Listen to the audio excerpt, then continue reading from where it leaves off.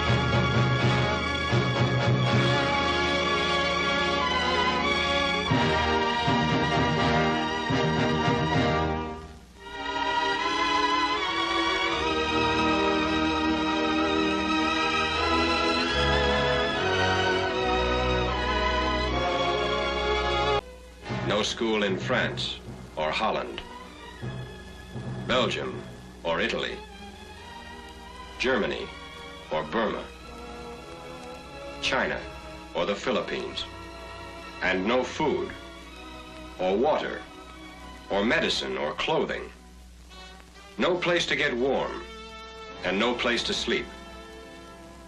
For these are refugees, everywhere a byproduct of war and a problem for Allied armies. As uncontrolled civilians, they inevitably interfere with our military operations. Therefore, it is an imperative necessity that they be controlled.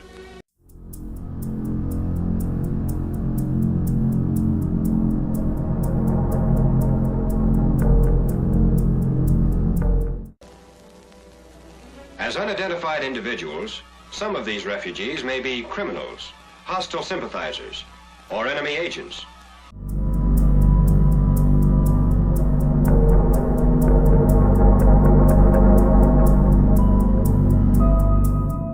By spreading rumors, misleading information, or false orders, they can create panic and cause whole peoples to flee blindly into the streets and the open roads, even before their homes have been touched.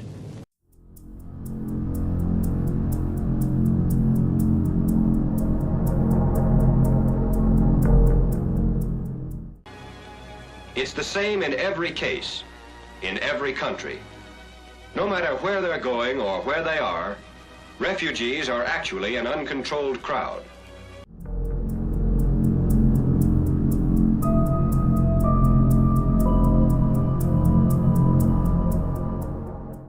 They are ever a potential mob, a possible threat to law and order, and to the security of our troops and equipment in the area. Refugees without discipline endanger their own health, and also the health of our troops.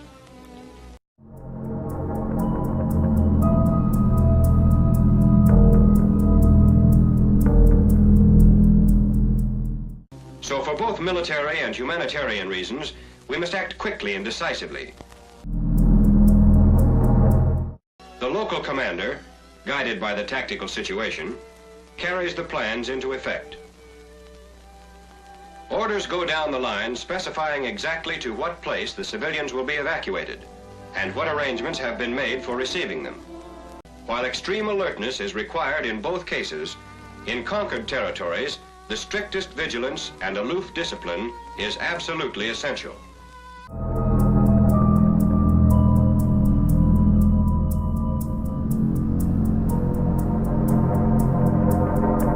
Direct the evacuees to the evacuation center, a large, convenient gathering place, which may be any suitable location in town, an abandoned factory, group of houses, or school, just as long as it's away from the main lines of communication.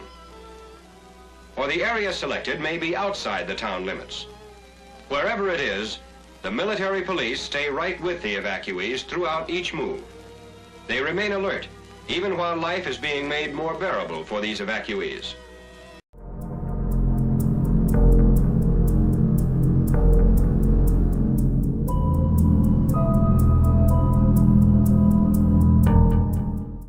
While the MPs control the physical circulation, the military government officer enlists the help of the local authority in the actual operation of the evacuation center.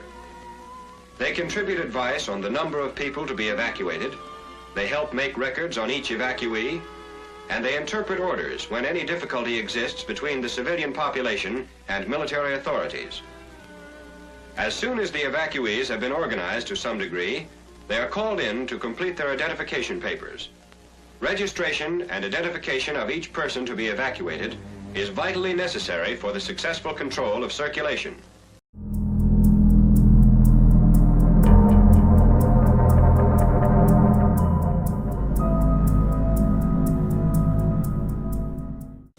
Available civilian agencies and military personnel, all working under the supervision of G5, carefully interrogate and process each individual. At this stage, a most careful check is made for thieves, spies, saboteurs, and collaborationists. At the same time, the military police search the town for any suspicious characters, who are rounded up, questioned, and held with any available witnesses for interrogation by the Counterintelligence Corps or the military government.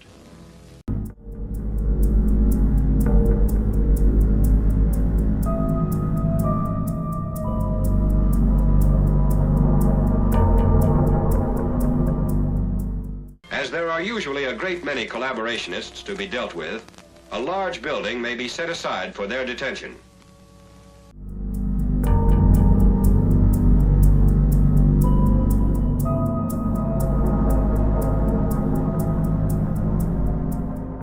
They are given ration books so that individual families can draw their own separate rations and be able to cook for themselves.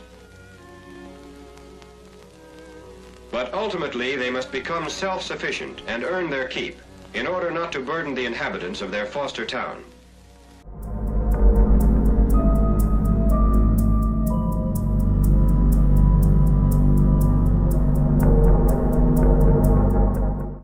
And the duration of that stay may be a week or a month or even a year.